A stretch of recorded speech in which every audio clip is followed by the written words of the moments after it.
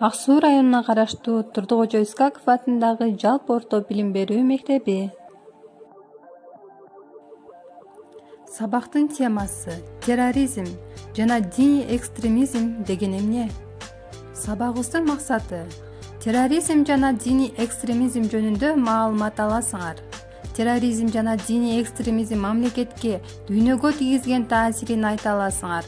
Мамлекетибизди коргоого, сүйүүгө тарбияланасыңар. Диний экстремизм дегенди кандай түшүнөсүңөр балдар? Экстремизм идеологияда жана саясатта чектен чыккан көз караштарды жана аракеттерди колдонуучулук. Экстремизмдин негизги себеби диний билимсиздикте жатат. Экстремизм латын сөзүнө алганда четтен чыккан дегенди түшүндүрөт. Мааниси чектен чыккан көз карашка жана радикалдуу аракеттерге ыктоо.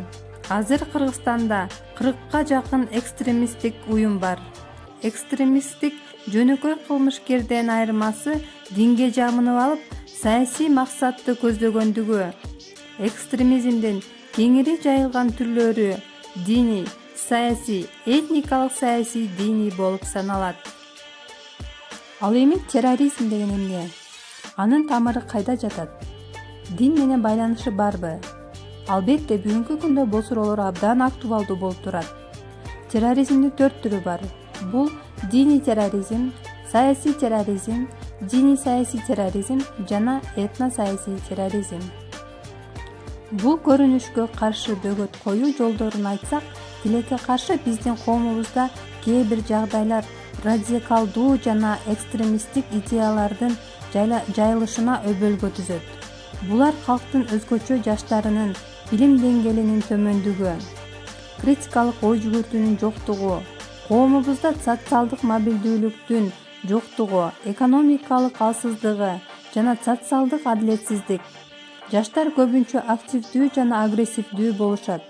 Алар каалаганына дароо жеткиси келет, бирок мүмкүнчүлүктөрү жок болуп калат. Мунун баары алардын террористтик уюмдарга мүчө болуу аркылуу болсо да өзүнүн тилегине жетүүнү көздөшөт.